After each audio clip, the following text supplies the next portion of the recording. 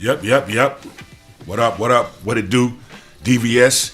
Welcome to the Terminator Experience podcast. We about to get it popping. We got the legendary Terminator X. Also, we got my man Mine in the building. Say what up. What's up? What's going on, y'all? All right. So we gonna interview the legend today. You know what I'm saying? We're gonna Yes, sir. get a little inside scoop on the legendary DJ Terminator X. You know what I'm saying? So we're gonna get this thing started. I guess we start off from the beginning. Just how you got started. What made you want to get in the game? You know the basics. Yes, sir. How you came about meeting everybody? Yeah, of course. Well, growing up, I was a DJ in the local neighborhood DJ. And Tell them where you grew up at. Roosevelt, Long Island, Strong Island. Strong Island. Developed. Roosevelt. So yeah. So I started out doing house parties. Matter of fact, it was before I could drive. I was DJing. I used to put my little equipment in a shopping cart, repossessed from the local grocery store. and Roosevelt's 1 square mile, so That was my next question. What was the Roosevelt's 1 square mile. So how far was the party with a shopping cart? look, man, Roosevelt's 1 square mile. So Okay. you can walk from one side of Roosevelt to the other. Okay. It's not a problem. So yeah, that started out like that. Then my brother, how I kind of took off. My brother and one of his friends, Howard Robinson, also from Roosevelt, obviously. Gotcha. My brother Joe Jr. Shout out Joe. Yeah, shout out. He decided to do a project and make me this humongous speaker. Give you an idea how humongous it was. The back of the speaker was a full sheet of plywood, Wow. 4x8. So this speaker was 4 foot wide and 8 foot tall, and had one giant horn on the top, and it had 2 mids on either side and 2 tweeter horns on either side. And in the center, it had 2 18-inch woofers, and it was made into a giant. It kind of looked like a old school CERN Vegas. But yeah, let me tell you that thing. The first party I did with it was a graduation party, Roosevelt High School graduation party. Right. And it was in the big backyard. It was in Howard's backyard. And when I tell you the whole town was there, I mean, I came back the next day, it looked like a meteor had landed. But that's when everybody was like, yo, who's this? Wow. Back then I was DJ Mellow D. Mellow D. Anyway, so that kind of propelled me further. Got me respect to all the other DJs in the area. Shout out Mike Robinson. Whoever else was around at the time. Matter of fact, Mike Robinson and I started collaborating on doing gigs together. Like, he had a big old Voice of the Theater subwoofer, huge. And we'd team up and he'd put his big subwoofer on the bottom. And don't ask me how, but we lifted that 4x8 speaker on top of it.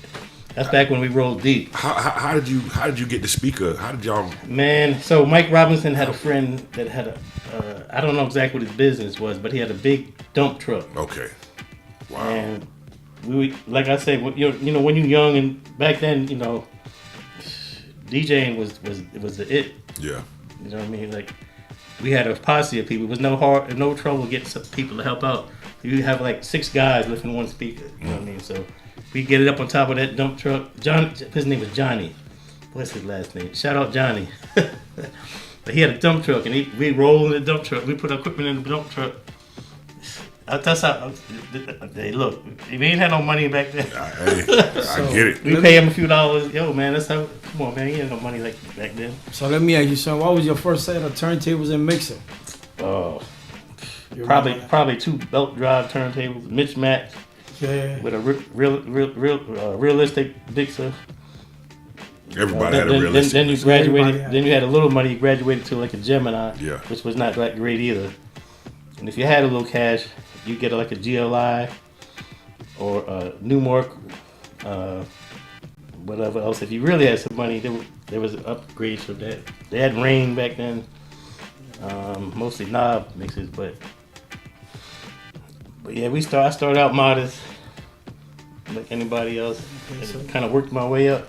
Okay, so how you run into the guys? Like, how did you come to become, famous like you are today? Okay. You're a legend. To get to know Flavor Flav and Chuck D and Griff and all these people. How y'all came all together? So, Public Enemy, you have to go back to the origins of Public Enemy, which was Spectrum. So, around the corner for me was a brother by the name of Aaron Allen, aka Butch Cassidy, half of the duo Butch Cassidy and Sundance Kid, Corey Jensen. Aaron was part of Spectrum. Spectrum was our local, kind of like our most organized DJ group crew Right. in town. They took it seriously. It was a business. Spectrum was a business, Gotcha. and they had picked up 2 nights at a club out in Bayshore, Long Island. It was called Club Twilight, and they were looking for a second DJ. And Aaron said, the brother around the corner from me, he's pretty nice, Mellow D. So he came around and asked me, told me about the opportunity to get with Spectrum. I said, heck yeah. Yeah. Like I said, that was the crew back then. So I went up to Studio 510 South Franklin Street. It was 510 South Franklin from the time I started with Spectrum. Anyway, and they kind of just took me in. No real. It was like it wasn't really no tryout. Yeah, no And they audition, kind none of of that. just threw me on the set. They took me to the club. I think I did Friday nights, and Keith Shockley, back then he was known as Wizard KG. He did Saturday nights, and I just kind of gelled in with the crew, and we did college parties. Spectrum threw their own parties. We had WBA radio station. We did different mix shows, that sort of thing, and even then we had you got to realize hip hop was still young then. Yeah. The major radio stations wasn't really messing with hip hop other than the weekends. Your Chuck Chill Out, Red Alert, that sort of stuff, and Audio 2, and we would have artists come see us at the college station. We kind of met LL. We met LL early on. He used to come to our gigs. I remember him coming to the gigs, chilling out. But anyway, You said the Audio 2 had a radio show? yeah, they was one of the first. I don't know. Okay. Yeah, but I think they had something like a college show, wasn't it? So what? Wasn't it more like a college? Audio 2, it was either college or a small public broadcasting station, Gotcha. something along those lines. Audio 2, yeah. HBI, wasn't it? Or was that what? No, that's where Magic started, I think. Yeah. HBI. Audio 2, I forgot the station they started on. Anyway, so Spectrum had made an attempt on putting a record out. I forgot the name of the first song. I know they made a song called Gotta Check Out the Radio. Check Out the Radio, I think it's called. And they had a song called Lies. Anyway, I can tell you some stories. I remember we went to Jersey. What was the name of that dude? Anyway, Public Enemy. We wasn't Public Enemy back then. Spectrum tried to do Spectrum City. Had made a few attempts at making a Spectrum City record to no avail. Then Chuck kind of just forget it, kind of deal. Like, I'm gonna do this, I'm gonna do that instead. So how Public Enemy became Spectrum. How Spectrum became Public Enemy. There was a dude in town who did kind of diss Chuck on a tape. And it circulated around, and Chuck was like, "All right, I'm gonna do an answer, a diss back record." And I wasn't there. Chuck rounded up Flavor, and they went in the studio and did a diss. a disc tape to the brother. I forgot his name. Forgive me. I'm not leaving his name out on purpose. I just don't remember. Anyway, so that tape started circling around, and just what that tape was, essentially that song was Public Enemy #1. Right. And I know LL had got wind of it. I later understood that Run DMC had heard it, and they took it to Rick Rubin, and he was interested in signing Chuck. So that, long story short, that became us, signing with Def Jam, with Rick Rubin and Def Jam, yeah. And then that was it. From that rest is history. I would love to hear that diss track, man. I would love to hear that diss track. The one that they made about both. The diss track is essentially Public Enemy #1. Okay, yeah. Now I did hear that. I heard Mr. Magic. I think he played it. Oh yeah, that's that was the record. That was the vinyl. But no. I think he played it. It was a demo. I think it was a demo he played. I heard a tape because I guess that's what he said. No more music by the suckers. No, that was Public Enemy. That was the record. Oh, that was the actual record. That was the actual record. Okay.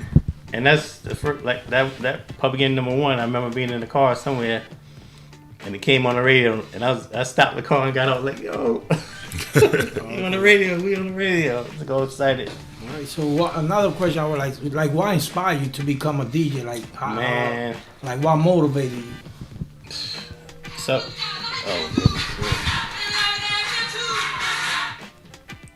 So we live, y'all. We live. So, man, I guess what started it off was, hearing the tapes used to come into town with Grandmaster Flash, Kool Herc and the Herculoids. The list goes on.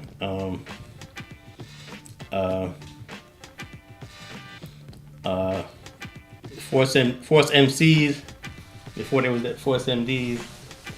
Anyway, for y'all that don't know, yeah. Force MCs was rappers first, harmonizers. Yeah. Anyway, I grew up. I was too young to go to the club, but I would still hear all the stories, listen to the tapes. I kind of grew up getting excited by the start of the hip hop. We all back then went through our phases trying to b-boy and right. all that kind of stuff with the strobe light in the basement, and you're looking in the cardboard and all that stuff. Anyway, so I grew up when that stuff became the thing, and a brother by the name of Rudy Lavelle moved to Rosebud from Brooklyn, and he was the first guy in town that has a real set of, I don't know if there were 1200s, but there was some good turntables in the mixer. I was like, man, let me try that. I said I can do that. Sure enough, I got on there. It was like it just came natural to me. I was like, man, this is what I'm doing. This is what I'm gonna do. So from that point on, I said I'm gonna get me some turntables, the mixer, and I'm going for it. And that's basically what inspired me. Like, and Flash was like, come on. Yeah. Flash was like, he was the most, I guess, relevant at the time. Yeah. But I used to go see, even before I was with Spectrum, I used to go to the high school parties, and I wouldn't go trying to meet girls. I was kind of a square dude. I just hung out and watched the DJ. I would just sit there and watch the DJ. I was into the sound systems. Always was into the sound systems. Still am to this day. But yeah, that's how I got started. Okay. What other DJs besides Flash that back then that kind of inspired you? Yeah. Kind of for you. This Disco Twins. I'm still trying to find this out. I've been asking people. Nobody can give me a definite answer. Some people call it like the round robin, where you walk multiple DJs, 2 or more DJs. Yeah. Kind of trade places. Backspinning. Yeah. What's the right word for it? Anyway, that's the first time I ever heard of 2 DJs doing that was Disco Twins. Now, okay, y'all can feel free to correct me, but that's the first time I heard of it. But yeah, and then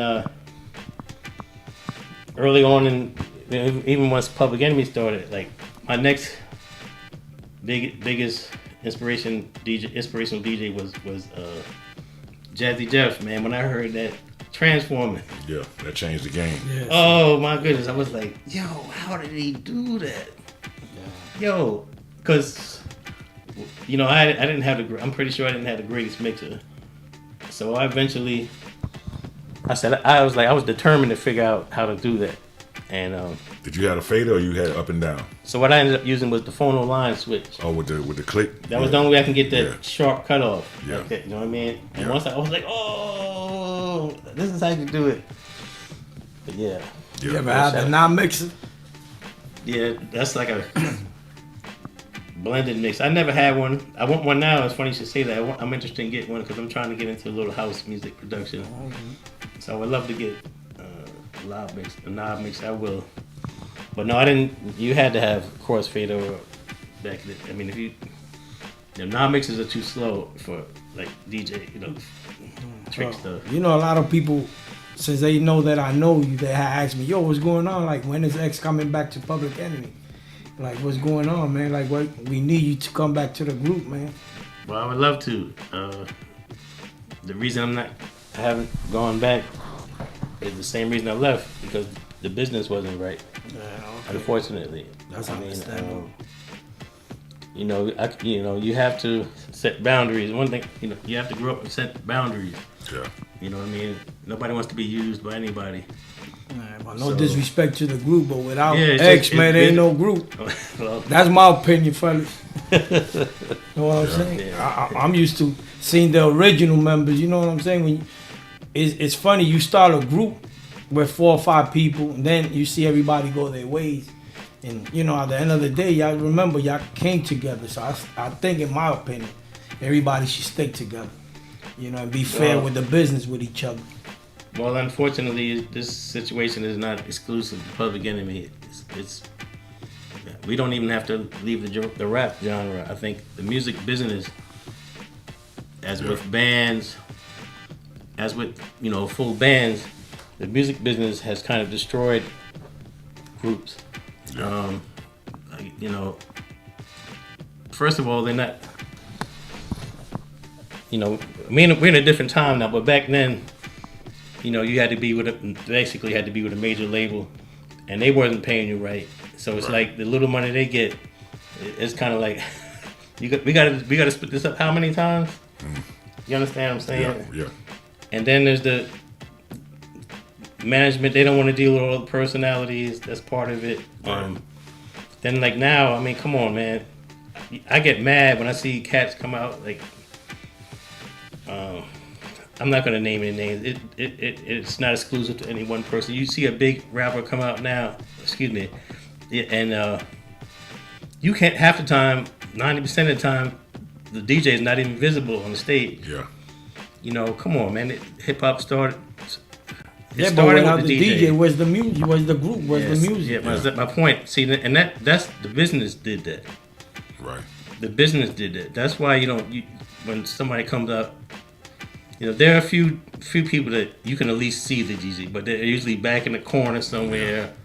It's like he's not on the stage. He's not on the main stage with the artist, and that's a result of the music business. Like with this brother here, when I hear him on the radio, I think he's like one of the greatest people I ever heard on radio. DBS, he's to me, he's like one of the top DJs here in NC, because they really ain't got no DJs, but to me, he's like the top notch at the moment Right. in NC. My personal opinion, because I know that. the man.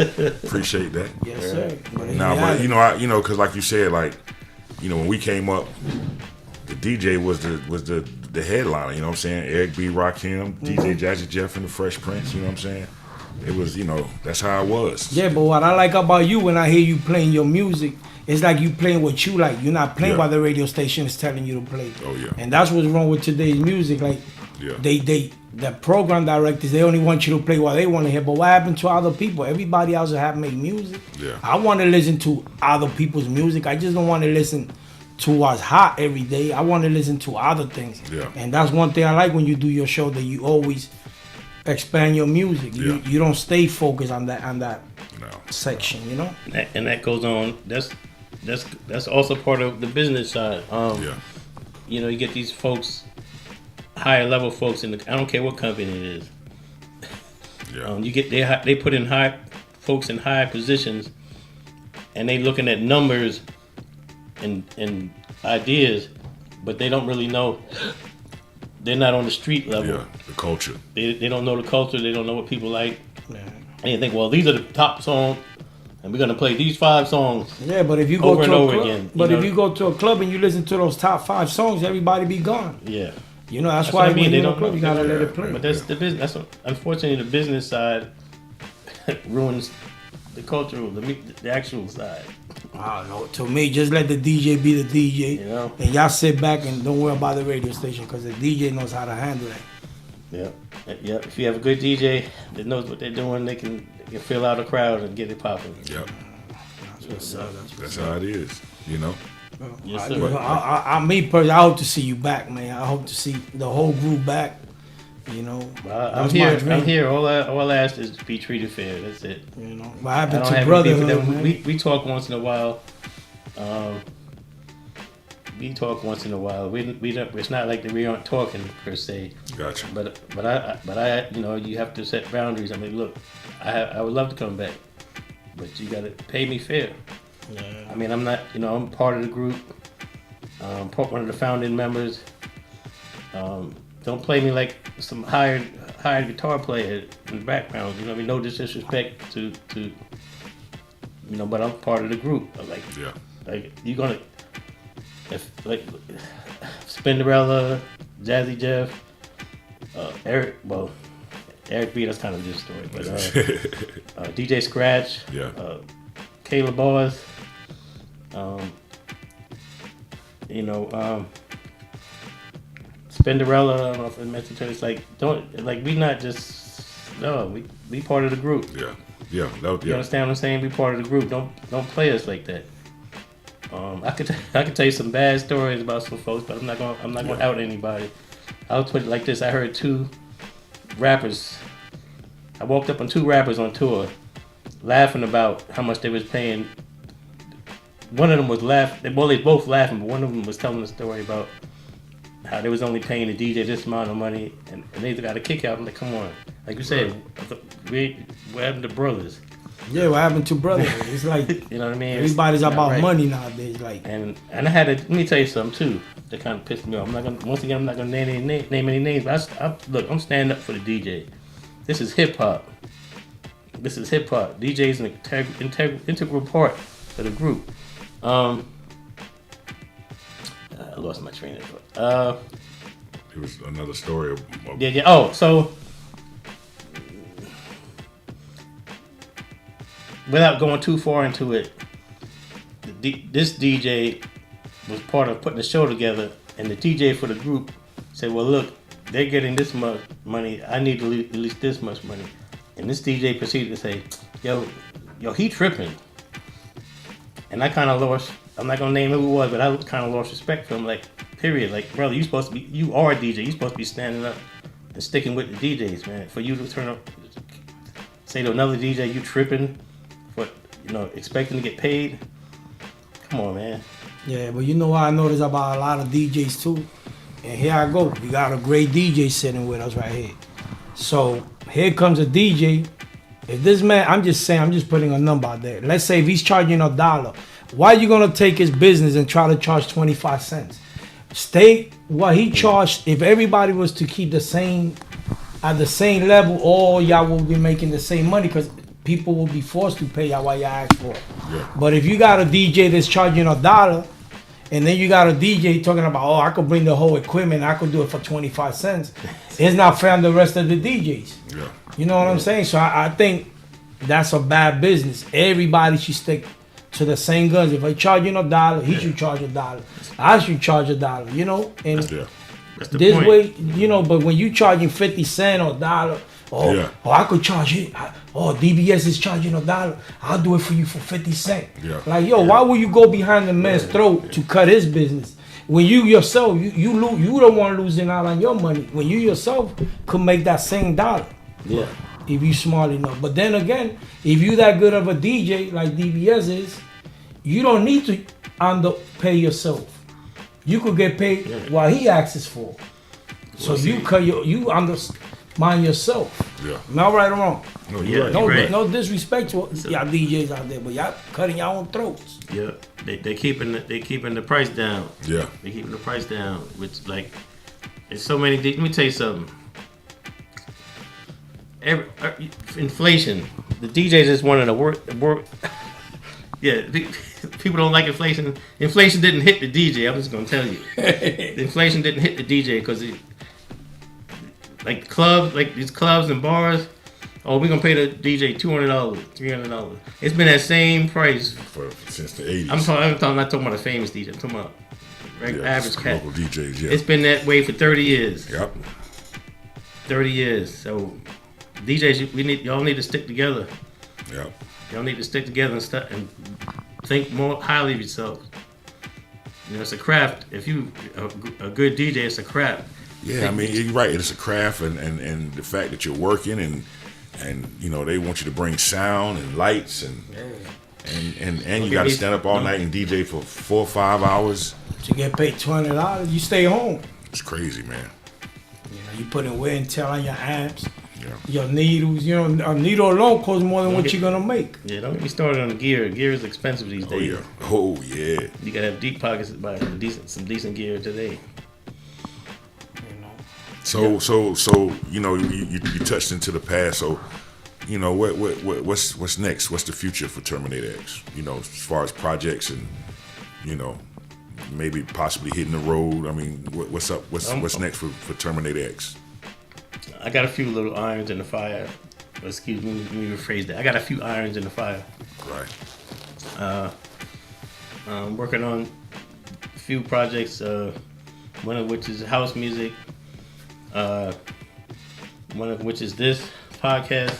One of which is new production, possibly a new EP. I will probably initially be putting it out strictly on vinyl. Right. That's dope. What else? Professor Griffin and I are working on a project to tour around a little bit, doing the history of hip hop. Okay.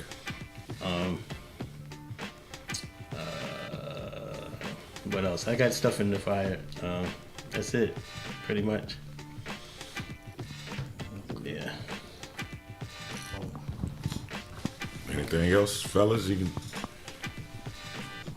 Oh, I forgot my radio. The Chris Thomas show, Yeah, live from Las Vegas. Tell us about that. Tell us about so, it. Yeah. So Chris Thomas, shout out Chris Thomas, the mayor of Rap City. the mayor of Rap City. He was the first host on the first hip hop show on BET, Rap City. Before he did that, he toured with us on at least one tour. It might have been multiple tours, but I'm a little old. I got that CRS. Anyway, he used to roll with us on our bus, and we became good friends. The whole crew. Gotcha. Great comedian. Oh man, if you have never seen Chris Thomas live, you gotta check him out. He is hilarious. So he decided to do a morning show. The first station is out of Vegas. And we had a all-star team, which consists of Chris Thomas, obviously, myself, Terminator X, Noonie LaRue, she's an up-and-coming comedian, Soren Baker, he worked with Source Magazine. Check him out. What is this thing? Unique Entertainment. Gotcha. And we have Mad Links. Mad Links. There you go. Shout out Mad Links. Mad That's Links my man. also from Rap City. Yes. He was after Tigger, I believe. Yeah, he was after Tigger. Yes. He held it down for a little while. Shout out Mad Links. So yeah, we trying to get syndicated and all that kind of stuff. So check us out. You can check us out on YouTube. The Chris Thomas Show, Las Vegas. That's up and coming too. Yeah. So I got a lot of stuff going on. Yeah, we need to add Public Enemy to the list, but We'll see. What's your next gig here in North Carolina? I heard you got something coming for New Year's. Yeah, we're gonna be at Heroes in Raleigh, Six Forks Road. That place is gonna be converted. I'm kind of letting the cat out the bag. It's gonna be converted to a small venue for bands and such and so forth here soon in the new year. But yeah, shout out Greg Dent. Greg Dent. DBS also got something coming up. What you got coming up, DBS, for New Year's? Oh, New Year's we'll be at Ambiance. Ambiance. Yes. And DJ. No, well actually I'm hosted with Karen Clark. Yeah, but who was the DJ? The DJ that night. Yeah. DJ JB. JB. Yeah, Shout out JB. Shout out JB. JB. Harlem. Yeah. Along with Just Once band. Oh, nice. And comedian Eli Southern. Nice. Eli Southern will be there. So it should be dope. New Year's. You know what I'm saying? It should be nice. Bringing the New Year, Foxy. Just Once is a go-go band for Just y'all Once that is a don't go-go. know. But yeah, night dope band. They've been doing it for a while. So, we need to link up with them and get them on here. You know what I'm saying? Oh, absolutely. I Terminator love the DC Experience. Go-Go. Man, let me tell you something. I was shocked. I found out. I don't know if this is still going on. Imagine it is. Maybe it's not. But Go-Go was banned from the city of DC. If you wanted to have a Go-Go concert or what have you had to go out in the county or in the suburbs. Yeah. I'm like, and I was like, that sounds like something they would do to hip hop. Is the band still like in effect? Like, I don't know. That's what I'm saying. I don't know if it's still in effect, but yeah. Your man Mitch told me that. I think. Yeah. Cool man. Go-Go Shout out comes Cool. from DC, don't it? Yeah. Huh? Yeah, Go-Go that's the music home. company. That's the home of Go-Go. So how can you ban something Well, that comes apparently created? they would get violent from time to time. Yeah, And just they kinda decided got out to of hand. ban it, But you remember when hip hop first came out? How much Go-Go influenced hip hop? With Man, come just on. like the Junkyard Band being on Def Jam. Go-Go influenced hip hop before I even knew it was Go-Go. I never heard of Go-Go. Exactly. For example, breakbeats like "Pump Me Up" by Trouble Funk. Yeah. Man, I knew Trouble Funk was live. I didn't know it was Go-Go. I didn't know it it was just Go-Go. was a dope record to me. Yeah, Trouble You know what Funk. Yeah. Pump me up. I mean? And this, Drop the bomb. Drop the Bomb, all that stuff, man. No. Come on, man. LO, Rock the Bells. Rock the bells. Yeah, that's Rock Go-Go. the Bells, that's Go-Go. That's Go-Go. That's Go-Go stuff. Yep. So shout out DC Go-Go. Yep. Much Junkyard love Band. and respect. Sardines. Yep. All that, man. Yeah, they was label mates. Def Jam, Sardines. Assure you, hey, and F, saying no. Yeah. Man, I ain't heard that in a minute. That's a Raleigh thing. I used to Yeah. DJ in Raleigh, in the Shore University. That's when I think first time I met you, we were doing the party at St. Aug with the BLS. Oh yeah. That's when Greg then had the But bag. Mike Robinson. Yeah, Mike Robinson brought me down here. Yeah, that was back in the day. That St. Aug gym was no air. Yeah. People that used to was party live. in there hard. It was live. It was live. It was real live. That was You know live. what I'm saying? I had my troop suit on. Thanks to LL had that troop endorsement. Troop You got the sneakers too, the true Shout sneakers, out, the high top joints. Maybe. I know I had the leather suits. They had the old leather suits. But anyway. All right, you want to wrap this up? What we gonna do? Yeah, we can wrap it up. Another edition of the Terminator Experience. You know what I'm saying? We got much more to come. We got try to see if we can get the one and only legendary Red, Uncle Red, up in here. Mike G, you know what I'm saying? We got a list of people. Sadat X. Sadat X, you know what I'm saying? Shout out Sadat Big X. Daddy Kane. Of course. Daddy Kane. Yeah, no doubt. You know what I'm saying? So we can see if we can get some legends up in here. I would love to. I want to. Mr. Long from Black Sheep. I would love to get him in here. You know what I'm saying? I'm gonna bring some. I think I'm gonna bring some fellow DJs as well. Yes, fellow. First on the list probably DJ JC, Yeah. Ultramagnetic. Oh, okay. Yeah, Shout out Ultra. JC. Yeah, okay. Yeah, Ultramagnetic. Tried to get David Special D- Ed. I heard David- he out here too. Special David Ed. DMX is here. Special Ed. Special out. Ed. Yep. Yeah, he out here. Yeah, we definitely got to get Davey. We got to get Chill Will. Chill Will, we gonna get him on here. Okay. Where's he? Forget Grandmaster He down D. here? He's in Charlotte, I believe. Chill Will, Dougie Fresh, Chill Will. Yeah. Charlotte, Oh, shit, I pretty didn't know sure that. it's Don't Charlotte. forget Grandmaster D. Grandmaster D, yep. Shout out Grandmaster D. D, we gotta get him on here. Bring your man over here. Wallace, Ben Wallace. Oh, Rashid Wallace. I mean Rashid Wallace, my bad. My Rashid Wallace. Shout out to the brother. Yeah, sir. So Rashid is a huge hip hop head. Oh There you yeah, go. He knows more lyrics than I do, but Rashid been trying to battle me for a minute, man. I'm ready, man. He been calling me out too, man. So I'm ready for the battle, brother. I'm ready. all right, y'all. Yeah, we about to wrap this up. Terminator Experience. We got much more to, on the way. So stay tuned, and we'll see you next time. Terminator Peace, Exit. peace.